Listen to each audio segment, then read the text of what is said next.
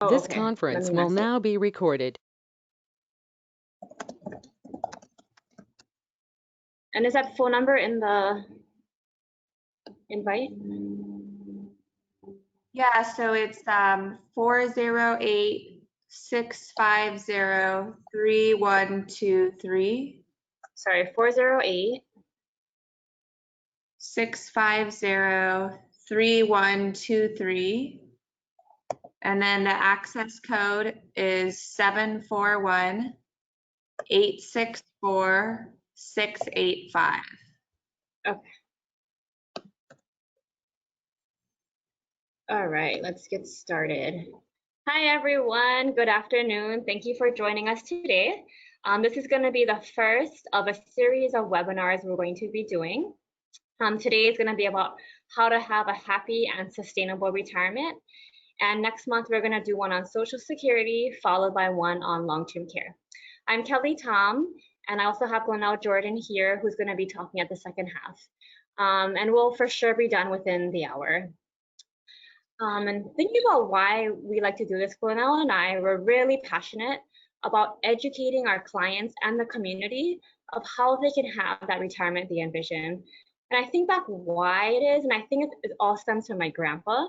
He's 98 now. He was the oldest of 7 children, and they were really poor. They would sometimes, remember he would say growing up, share 1 block of tofu for the whole family. And so in high school, he dropped out of high school to help support the family. And after the war, he started a slipper company. And he worked hard, and now he's 98, living just a comfortable retirement. He never has to worry about money. And I attribute all of that to, 1, his hard work, and 2nd, he had somebody helping him every step of the way. He had a financial advisor helping him make smart investment decisions, buy property, and do certain things so that now 30 years into retirement, he really doesn't have to worry about money. And so that's our goal, so that we can help our clients and others just live the retirement that they work so hard for. So this is what we're going to be covering today. Why retirement planning is different today, major risks to be aware of and how to overcome them, how to not let the stock market ruin your retirement, and then Glenelle is going to finish up by talking about how to never run out of money, how to create a paycheck for life, which studies have found lead to a happier and longer life. So let's look at where we were before, where retirement was before, compared to today, to give you kind of an idea of why we're talking about all of this. And so before, majority of Americans could rely on a pension. And so a retiree, they would blow out their candles, walk off into the sunset smiling because they knew they would have a pension, a stream of income for the rest of their lives. Unfortunately, that's no longer the case now. Many companies are doing away with pensions because they're just too expensive.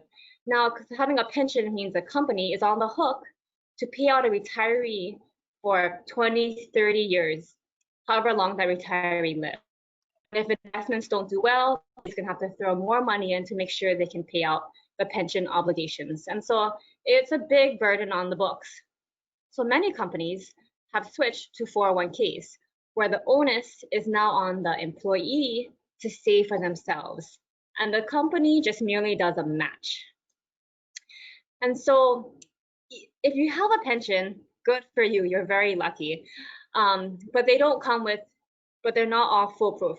We all know, remember back in 9/11, many airlines filed for bankruptcy. American, Northwest, Delta, United, and United Airlines in particular.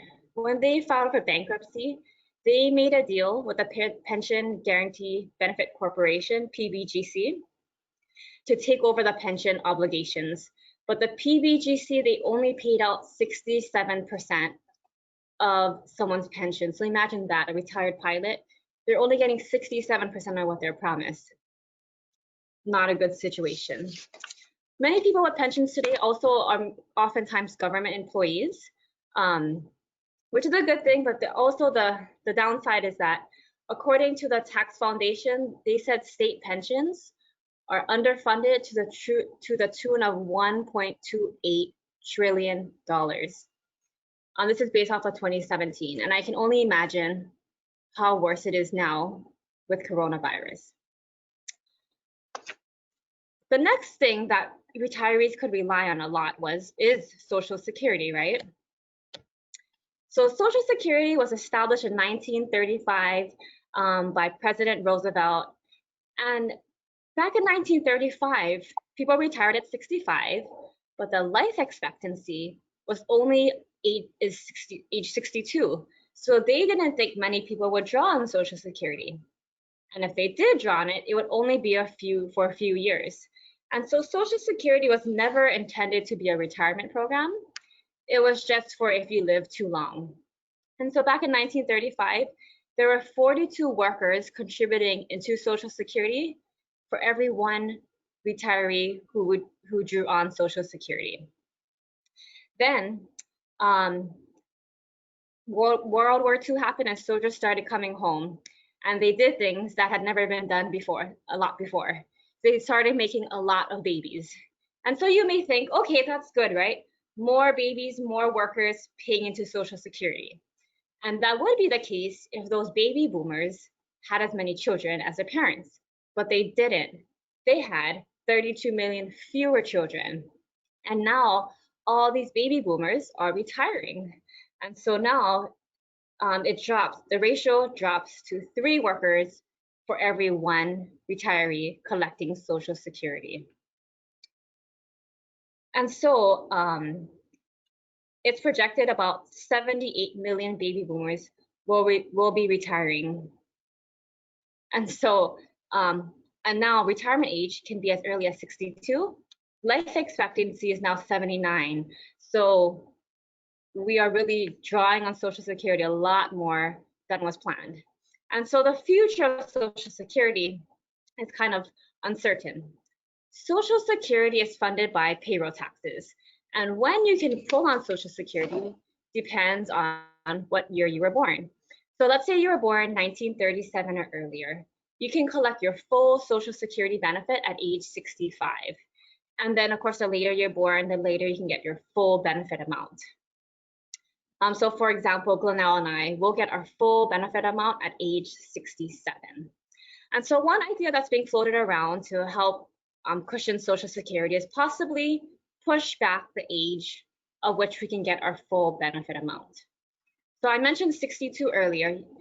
You can withdraw Social Security as early as 62, but you'll get a lesser amount. So right now, what we're talking about is a full retirement benefit amount. Another thing that's being floated around is possibly increasing the payroll tax.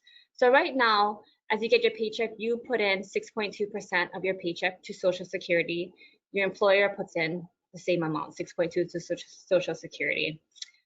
So one thought is possibly increasing that percentage to help fund it. As it is right now, Social Security is expected to be depleted.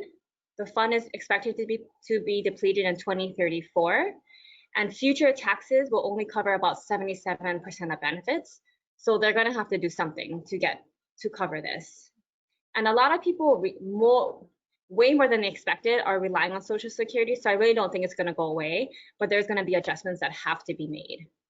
So this was a picture before, right? Pensions were the pillar of what everyone could count on and rely on for their retirement. Then they had Social Security, and then last was the nest egg. So it really wasn't that important to really save for retirement before, because we had pensions and Social Security. But it's different today. Now, few people have pensions, right? Only about 19% of people have pensions, then Social Security, and then nest egg. So now it's really on us to make sure that we have enough money for our retirement.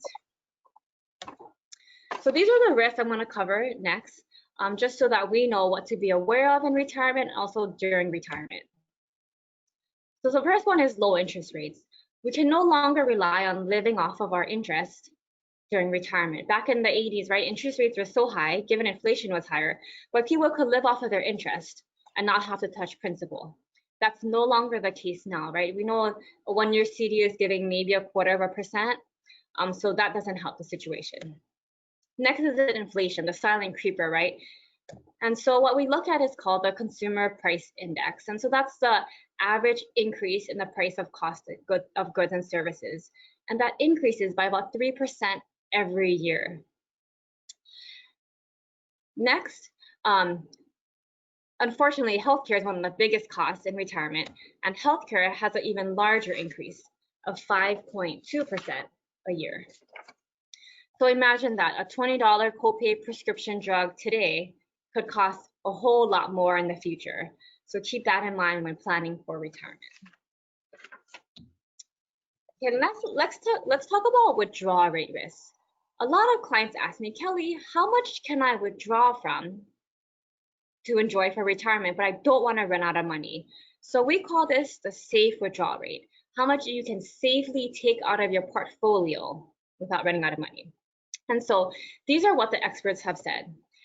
What they did is they compared the past history of a 65-year-old with a 50% stock portfolio, 50% bond portfolio. And they chose that because most times retirees are not going to have 80% stocks anymore. They're going to scale back and be a little bit more moderate. So they felt 50-50 is kind of a good retiree type of portfolio. And so William Benjamin in 1994, he was a financial planner from MIT. He did a study looking at a 50-50 portfolio, looking at the history from 1926 to 1976 at a 4% inflation adjusted withdrawal rate, meaning starting at 4% and it increases a little bit each year with inflation. And he found that the money will last 35 years. So he felt a 4% withdrawal rate is a safe withdrawal rate for retirees. Next, a Trinity study was done in 1998, professors at Trinity University, and they did a similar one. They used a different type of bond, and they found 4% withdrawal rate out of your nest egg. There's a 95% chance of success based off of historical data. 95 is not, it's pretty good, but still no guarantee, right? I mean, there's 5% of people who still could run out of money. Fast forward to today, Wade Fowle, a professor of retirement income, he said the numbers are different today. The US has historically never dealt with low interest rates and high stock market valuations at the same time as it is today. And so he concluded a 2.4% withdrawal rate is what Americans should stick to. And it's faulty logic to think that 4% will have the money last. So let's think about that. If you save $1 million in your 401k or 403b, and you only take out 2.4%, that's $24,000 a year. That's really not a lot to live off of, right? But that's the numbers if you want to make sure you don't run out of money. But not to worry, Glen is going to be talking about some good solutions and how you can up that withdrawal rate, but still not have to worry about running out of money. So these numbers are more if you just do it on yourself and you just take out from your nest egg a certain percentage every year. These are the numbers that you want to stick with, 2.4%. But let's not forget now, if we have a 401k or 403b plan that we contributed to during our working years and got a tax deduction for, we never pay taxes on it. The IRS says at age 72, formerly 70 and a half, they just changed it to 72. So at 72, you have to start withdrawing what's called required minimum distributions, or RMD. And so they have a table, and depending on what age you are is how much you have to withdraw. So when you're 72, you have to withdraw 3.9% of your total portfolio and pay taxes. And you'll see on this chart, the percentage increases each year the older you get. And so their goal, as is probably obvious, is that they want you to deplete your account so they can collect all their taxes. Now this is problematic for us because remember the last slide, how Wade Fowle said 2.4% is a safe withdrawal rate. Well, these withdrawal rates are so much higher, so it's pretty obvious that you will be depleting your account in your lifetime. Oops. Now let's not forget, let's not forget expenses in retirement, right? Many of us think, oh, by retirement, my mortgage will be paid off, and that's the biggest chunk. Good, but things can come up as well. Many people travel more, right? Because every day is a Saturday now, so you have more time to do things. Home improvements come up. I remember when my parents retired, they're like, oh, we should renovate our bathroom now to make it more senior friendly. Let's change the carpet now since we have more time to clean up around the house. And so those are big undertakings that cost a lot of money. And so even now with mortgage rates so low, many people are refinancing to take advantage of it. But keep in mind, and many are refinancing in the 40s and 50s. And so now they're pushing out their mortgage, possibly another 15, 30 years. So many people are retiring with mortgages in retirement. So just keep that in mind as you plan for expenses in retirement. Okay, let's now talk about sequence of returns. So when saving for retirement, all we really care about is the average rate of return, right? So let's say you got an 8% average rate of return. Most of us would be happy, right? So let's look at an example. Account A, we'll call him Adam. So let's say, for example, Adam, and just to keep things simple, Adam, he started with $100,000 and he works for the next 25 years and he does not add any money to his portfolio and he has his money invested in stocks and bonds.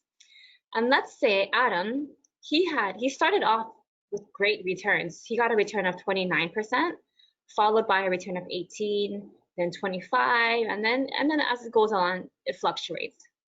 And then right before he retired, the market did junk and he got -14, -21, and -12%. And he ended up having $685,000 when he retired. Not bad, right?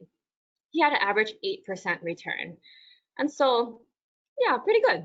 And so now let's look at account B. We'll call him Ben. Ben, he had the same 8% average rate of return.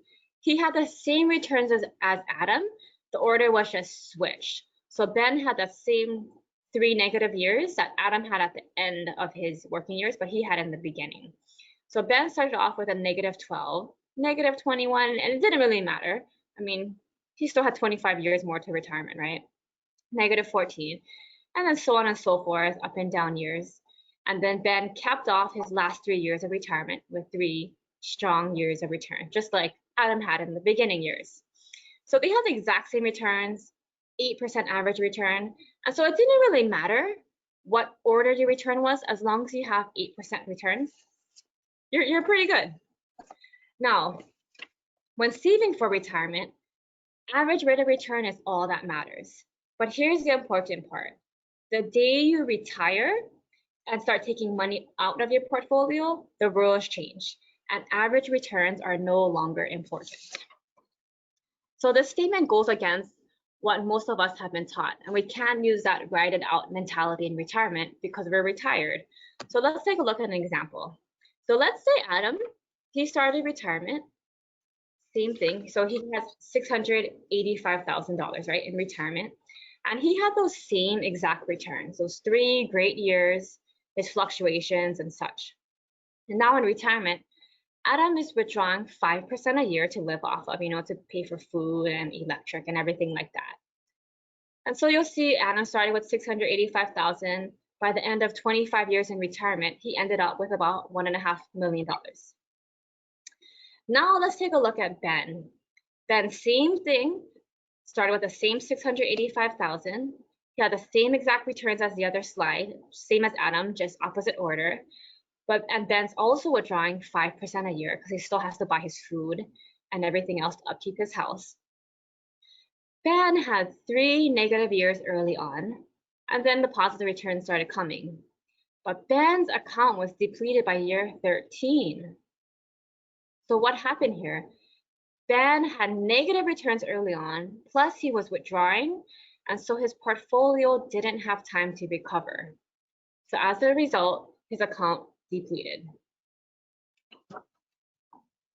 So what are his options? He basically has to, hopefully has money somewhere else, either stop withdrawing early on, continue working. I mean, all not very exciting options. See how the market performs early in retirement. It's critical to the success of retirement. But don't worry, Glen is going to be talking about some good solutions. And then the last risk, I guess, which is kind of a good one, is longevity risk, right? We're all living longer. So of all 65-year-olds, 50% are expected to live men till age 87. But now this is not an average, this is a midpoint. So what does that mean? 50% of men will live past age 87. Same thing for women. 50% will live till 90, 50% past 90, and spouses 94. Now, the funny thing about longevity is that the older you are, the longer you're expected to live. And so now 25% of men are expected to live to 93 and beyond, women 96, and one spouse to at least 98. So this brings into consideration spousal planning, right? We really need to plan to make sure that the surviving spouse has enough to live a long retirement. And also too, it wouldn't be smart to just plan till age, say, women 96, right? Because there's a good chance we'll live past 100, right? So we really need to start planning for past 100. So longevity, it is a risk multiplier. The longer we live, the longer we may be in the market, subject to fluctuations. Inflation is going to be eating at our portfolio. Taxes could be increased in the future. Interest rates, if they drop even more. Long-term care could happen. So we're going to be talking about more in depth about long-term care in our webinar in about 2 months. But long-term care is when you can't take care of yourself and you need to have somebody else, hire somebody else to take care. I remember my grandma, when she needed care 3 years ago at Leahi, it was about $10,000 a month. When she was home and had aides come to the house 24 hours a day, that was about $12,000 a month. And now remember we talked about the cost of healthcare increasing by 5.2% a year. So keeping that in mind, that means in 30 years from now, long-term care could be $45,000 a month. And then the withdrawal rate risk. So now I'm going to hand it over to Glen, and she's going to be talking about the happy parts of all the good solutions. Okay, let me make her presenter. Okay, go ahead, Glen.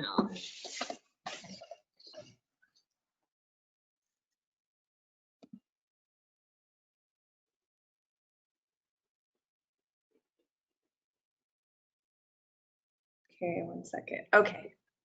Hi, everybody. Thank you. Again, my name is Glenelle Jordan. I'm partners with Kelly Tom. And before I start, just a little bit about why I got into the business. I've been a financial advisor for about 12 years now. And a little bit different than Kelly, I grew up in a single parent household, and my mother was not very responsible with money. She didn't have a financial advisor, and nobody ever told her what to do. Retirement planning wasn't even a term in her vocabulary. And because I was an only child and she was the only parent, I was very close with her in terms of hearing all the financial problems that we had. And it wasn't so much a lack of making money, it was a lack of knowing how to responsibly manage money. And growing up and hearing about the stress that money really put on my mother, it made me think about it for years on, what can you do better with your money so that it doesn't control your life, control your emotions, and become a point of contention. Now my mother is, she's 70, and like I said before, she didn't do any retirement planning. The only thing she did do good was she bought real estate in Hawaii, so thankfully she does have a place to live. But I've been able to see the long-term effects of not planning, and so it's given me a passion to want to educate people on better ways to manage their money so that they can enjoy their life and not have money control everything. So in the second part of this presentation, I'm going to be covering some solutions, because our goal in these presentations is how to essentially give you the comfortable retirement and the stress-free retirement that you envision for yourself. We want to help you worry less about the market. We want to help you live a better life and not worry about outliving your money. And then also to feel comfortable spending money on the things that you enjoy and really living out that vision for retirement that you always had. So believe it or not, the success of your retirement isn't so much about your assets and about how much money you have. There's really only two things assets can do for you. You can spend it or you can give it away. We believe the success of your retirement really depends on two basic questions. The first one is, how much guaranteed lifetime income do you have? And I'll explain what that means. And then have you taken the key risks off the table? So if you can confidently answer both of these questions, we believe that you can have a happy, successful, sustainable retirement. And I really want to reiterate the risks again, because these are incredibly important and these are what we focus on when we are doing a retirement plan for clients. The market risk. So as Kelly was showing, you know, the market making your money fluctuate when you're in retirement and you're withdrawing money. Inflation risk, tax risk. We don't know where taxes are going to go. They could, and more than likely may probably go up. Interest rate risk. We're in a low interest rate environment. We have been for about a decade now, and things don't look like they're going to be getting better.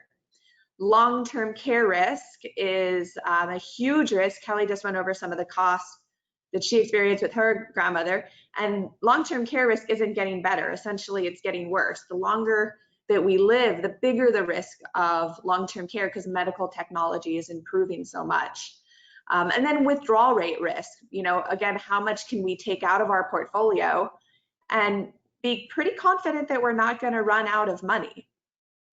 And again, longevity risk, you know, how long we live for is a risk multiplier. The longer we live, the greater all these risks are. And I've heard so many people say, oh, Glenelle, I don't want to live that long, you know, whatever that number is to them, 80, 90 or beyond.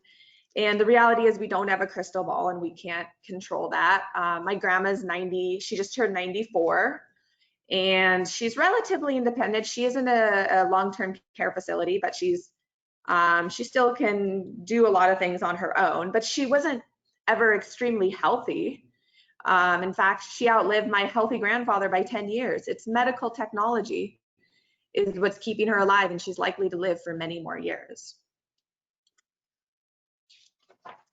So, you know, retirees have worked your entire lives to save a nest egg in order to give yourself, the life you want to live. And the question is, will you spend that money and risk running out of money too early, or will you spend it too conservatively and then sacrifice that lifestyle that you want to live? And moving from a savings mindset where you're working and you're continuously saving to that spending mindset can lead to a lot of anxiety. There's a lot of new questions that arise. Some of them are here. Is there going to be anything left to pass along to your family or charities? How long will it last? Are you going to outlive it? What are the new risks to your portfolio in retirement? And what is there besides stocks and bonds? So hopefully that's some of the questions that we can help answer and reduce some of the anxiety. So when we're starting a retirement planning, before you can begin to plan a successful retirement, you need to ask yourself these two fundamental questions. What do you need your money to do? And then what do you want your money to do? And surprisingly, a lot of retirees can't answer these two basic questions. So you need to identify the expenses to satisfy your needs. For a lot of retirees, this will be the same thing. And so what this is basically is a budget, and you can do this by hand. You can do it on an Excel sheet. Maybe you're tracking it already, but you need to identify those basic expenses. The first and biggest one a lot of the time is housing, mortgage, rent.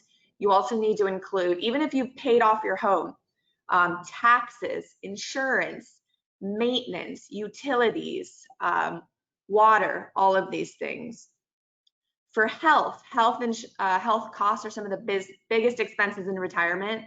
So you want to calculate co-pays, prescriptions, other things like that. Food and personal spending. Are you one of those people that likes to make food all the time? Do you like eating out? Will you be eating out more in retirement? And then also personal hygiene types of products, shopping, clothing, things like that. Transportation, maybe you still have a car loan. You want to look at the cost of gas. Gas costs could be increasing. You want to look at auto insurance, also repairs, maintenance, things like that.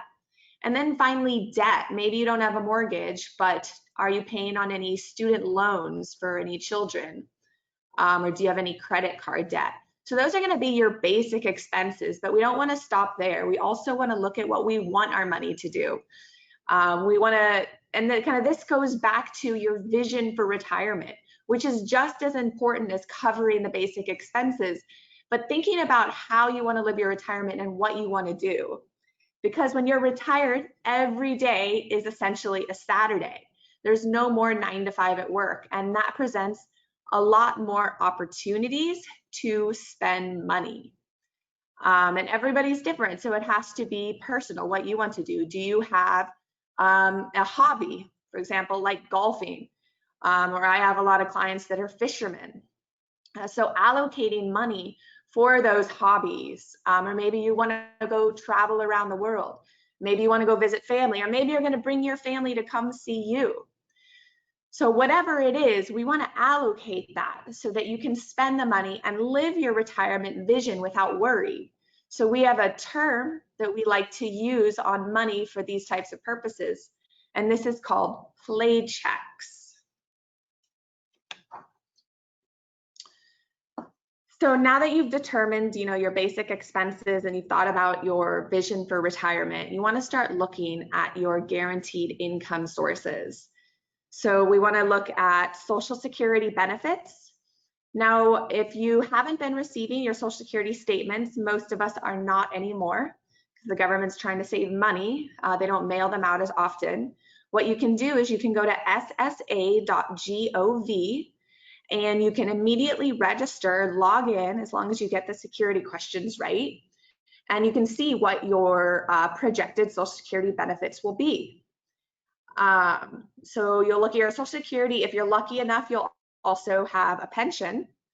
So those are the two that you want to look at first.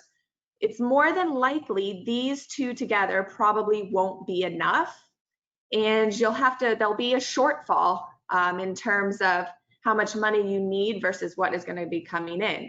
And so that shortfall, what we're going to have to do is we're going to have to fund that from our own retirement savings. And also important not to forget play checks, because remember, every day is a Saturday. A lot of people think, oh, in retirement, I'm going to need less money, but in actuality, in retirement, you will probably end up spending more money. So, we calculated our guaranteed income sources and we have now our personal savings. And the question is, well, how do we take money from our personal savings? Where do we invest it? How do we position it appropriately? What are the options out there? So the first option that may come to mind is CDs.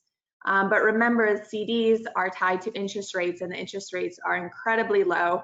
And we're gonna be in a low interest rate environment for quite a long time. CD interest rates at many banks and credit unions are usually 1% and a lot of the time lower. So it's not really a viable option for your retirement savings. CDs are good for short-term kind of emergency fund type situations. The next option you might think about are stocks. Stocks might seem like a good option when markets are going up, but like Kelly showed, when markets are going down and you're withdrawing money, you could risk running out of money a lot faster. Bonds are also subject to interest rate risk. My grandparents' generations, it was very easy to invest in bonds and then live off the interest. But with the 30-year treasury trading at historic lows, it's almost impossible anymore to do that. So one of the final sources of options available for your retirement savings to help create your own income is called a guaranteed income annuity. And I'll explain what that is. But basically what it is it's creating your own paycheck to help create a confident retirement income stream. So you're probably saying, well, what is an income annuity? And a lot of us already have a couple of them. Social Security is a retirement income annuity. And we used to think retirement was like this three-pronged stool. And it was Social Security, pensions, and your personal savings. As Kelly talked about, Social Security will likely see reduction in benefits in the future, and the inflation option won't be as high. The pensions are becoming extinct. The clients that I meet that have pensions are really the lucky ones. They're becoming less and less available though. So those are kind of the two forms of annuities. And because those are becoming less used, now we have to rely upon our personal savings to kind of create our own income and create our own paycheck. So basically what a guaranteed income annuity is it replaces the traditional defined benefit plan or that traditional pension plan that we used to have. And you can create your own guaranteed paycheck for life, your paycheck and your playcheck.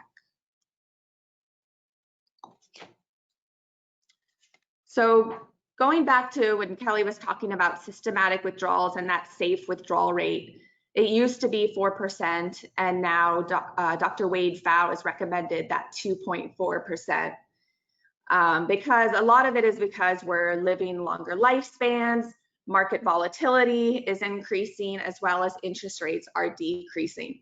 So if you think about that 2.4 withdrawal rate, it may not be enough to allow you to live that retirement vision that you have.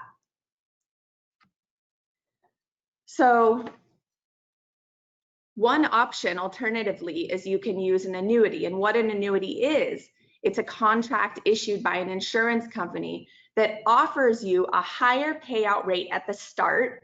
And depending upon your age, the payout rate can also go up. So the rates that Kelly showed, the withdrawal rates, the safe withdrawal rates, well, those are indexed for inflation. These are not. So they're not indexed for inflation. However, they are guaranteed by the claims paying ability of the insurance company for the rest of your life. So it is important, if you are looking out for annuity, that you do look for a strongly rated insurance company. A lot of people will say, you know, why settle for a boring annuity when you can invest in stocks and bonds instead? And the reality, the payout rates are just so much higher. CDs do not pay you a rate based upon a higher rate based upon your age. Stocks and bonds don't pay you a higher rate based upon your age. A lifetime income annuity is one of the only investment products that will pay you a higher rate based upon how old you are. And we like to call these mortality credits. And I'll explain what that is. It's also called longevity credits. So these rates are based on a few different companies that we work with at the age of 65. If you're older, the payout rates actually increase. A lot of people say, well, you know, I've heard about annuities, and if I put my money in there, you know, I don't want to lose that money when I die. I want to make sure, I want to leave some money to my family, my spouse, or beneficiaries. And there are a lot of different options you can choose on annuities. You can, if you're married, and there's a lot of the time one spouse may have the bulk of the assets, you can have joint income options where if you pass away, the income will continue as long as your spouse lives. And then you can have beneficiary options where you can have the income or a death benefit go to beneficiaries. So if you do choose joint options, it will change the withdrawal rates. So just a little bit about mortality credits. What are mortality credits exactly? And what they are is they're a financial reward that increases the longer you live. The more years that you spend holding an income annuity, the more mortality credits you're paid. So they have nothing to do with stock or interest rate returns. Instead, it's an actuarial calculation by the insurance company. Basically, insurance companies, they don't know how long specifically you're going to live, but they know how long a group of, let's say, 100 individuals will live, and they can pay out rates based upon that actuarial calculation.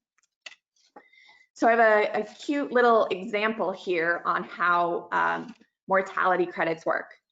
So, okay, so every year, let's say we have these 5 ladies and they go on vacation. So one year, one of the ladies, let's say they're 90 years old. One of the years, I know they're great ladies for still going on vacation, but one year, one lady said, hey, let's each put $100 in this box. And what we're gonna do is we're gonna tape up this box, and next year when we go on vacation, we'll bring the box with us, and who's ever left, we will split the money. And so they said, Mary, that's a great idea.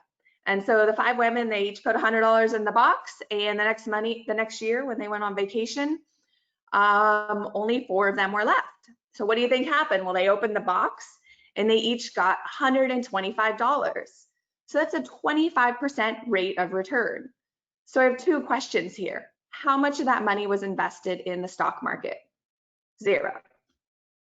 And what interest rate did that money earn being taped up? 0.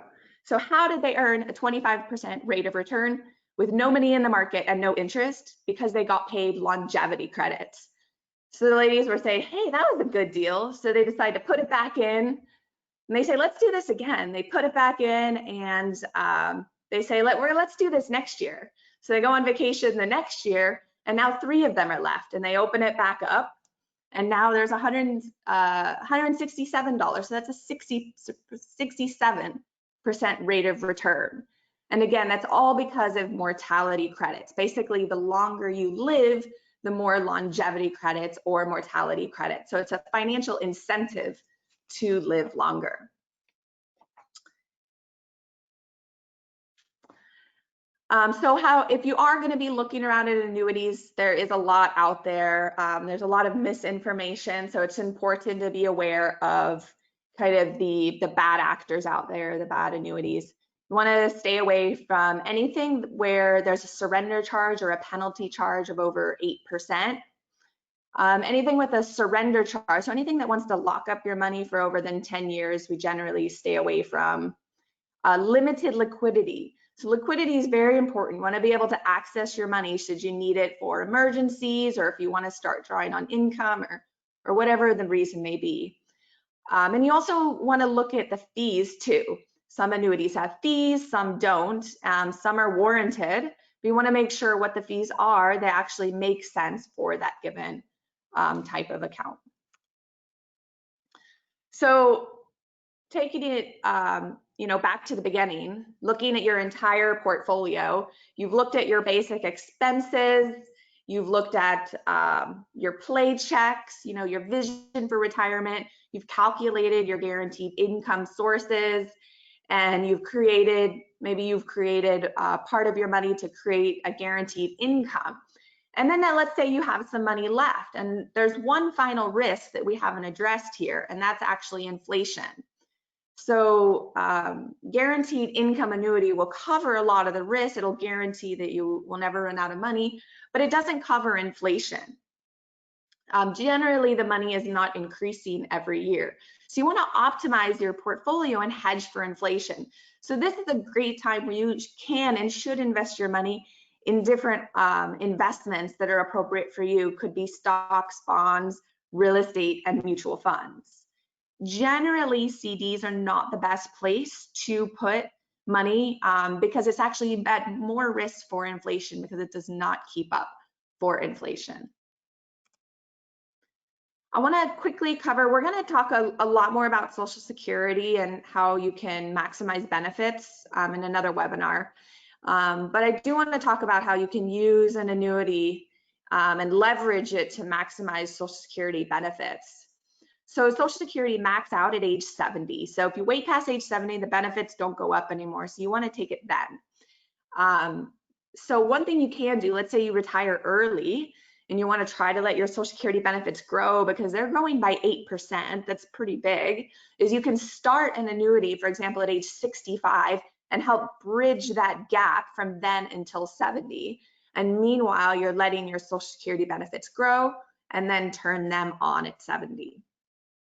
Kind of just a little simple option I wanted to give you guys. Like I said, we'll talk way more about this though in the future webinar.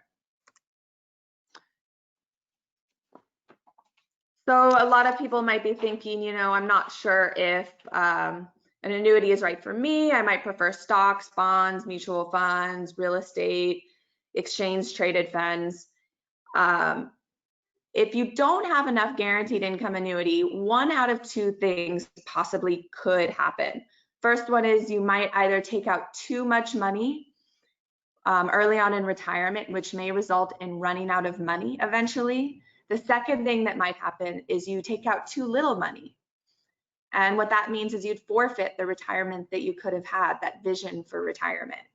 We've met so many retirees that refuse to touch their money, and they're kind of living a just in case retirement without really enjoying all the fruits of their labor. So covering your basic expenses with, guaranteed lifetime income and then optimizing the rest for inflation are really the keys to a happy and successful retirement. We do have our next webinar scheduled. We'll be looking at Social Security and long-term care. So the next one, it's called A Closer Look at Your Social Security Benefits. It's on August 25th at 11:30. We'll be talking about all the different Social Security strategies, especially a lot of spousal strategies. I think it's really good information. And then in September, we'll be doing a long-term care webinar. So the date for that is to be determined. We hope that you found this informative. If you would like to kind of talk about some of these things, on your specific situation, please fill out the contact us form that Kelly put in the chat box. And you can schedule a phone call or a Zoom meeting on Oahu or Maui if you like. And Kelly, did you want to say anything else? Thank you, everyone. Hope everyone's staying safe. If anyone has any questions, you can put in the chat, or we can talk offline as well. And then we'll send out an email for the Social Security webinar probably next week or so as well. I think that's it. I'm glad we got to finish a little early, give everybody back some time in their day. Thank you. All right. Talk to all of you later. Bye, everybody. Have a good day.